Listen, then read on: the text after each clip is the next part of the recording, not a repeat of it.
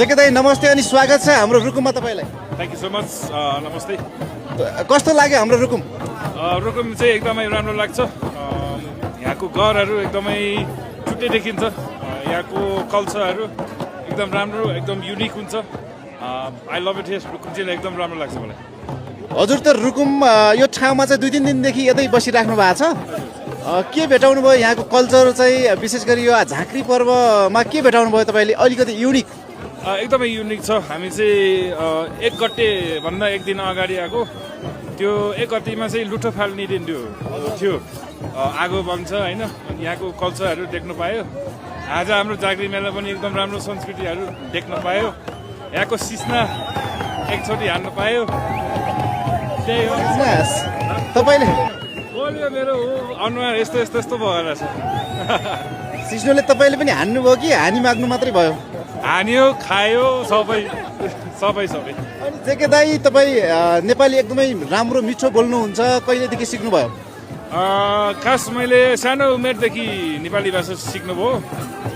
मैले 10 वर्ष उमेरमा फर्स्टचोटि नेपाल आएको 2003 सालमा। त्यतिखेर मैले बेसिक नेपाली सिकेको अनि त्यसपछि बोल्दै सिकेको। कुन देशदेखि रे हजुर? युके फर्किनु भएको छैन 23 वर्षसम्म? कहिलेकाहीँ फर्किन्छ परिवार भेट्नलाई। अब यसो अब त जान्न होला। अब यही बस्ने मन छ। यही राम्रो छ नेपाल?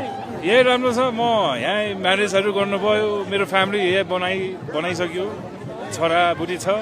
अनि हजुर त 23 वर्षदेखि नेपालमा हुनुहुन्छ। नेपालका कुन ठाउँहरू घुम्नु भएको छ? कतिवटा जिल्ला घुम्नुभयो अहिलेसम्म? कतिवटा जिल्ला भन्नै सक्दैन होला। म्याग्दीदेखि घुम्नुभयो, बागलुङदेखि घुम्नुभयो, हाम्रो लमजुङ गोर्खा जिल्ला, मुस्ताङहरू, दार्जिलिङ, काठमाडौँहरू। तर पश्चिम साइड चाहिँ बाँकी छ। म थोरै बाँकी होला। थोरै होइन, धेरै छ। धेरै बाँकी छ। एउटा जिल्ला छ 77 एउटा जिल्ला छ। मैले अब 30% मात्रै होला। सबैभन्दा राम्रो एकदमै ब्युटिफुल फेरि जाउँ जस्तो कुन ठाउँ लाग्यो? यो भन्नै सक्दैन।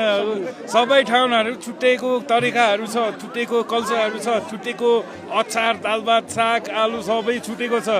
एउटा ठाउँ रोज्नु पाएन। म त सक्दैन। सबै राम्रो लाग्छ। अब रुकुम फेरि फर्किनुहुन्छ त? रुकुम त आइराख्नु पर्छ। यो त अति बवाल छ ठाउँ। बवाल लाग्यो? हजुर। हस्, धन्यवाद। Thank you so much.